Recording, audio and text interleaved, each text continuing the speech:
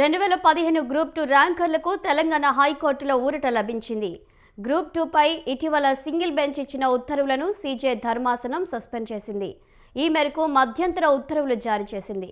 2015-16లో నిర్వహించిన గ్రూప్ 2లో ఎంపికైన వారి జాబితాను రద్దు చేస్తూ ఇటీవల ఉన్నత న్యాయస్థానం సింగిల్ బెంచ్ ఆదేశాలిచ్చింది.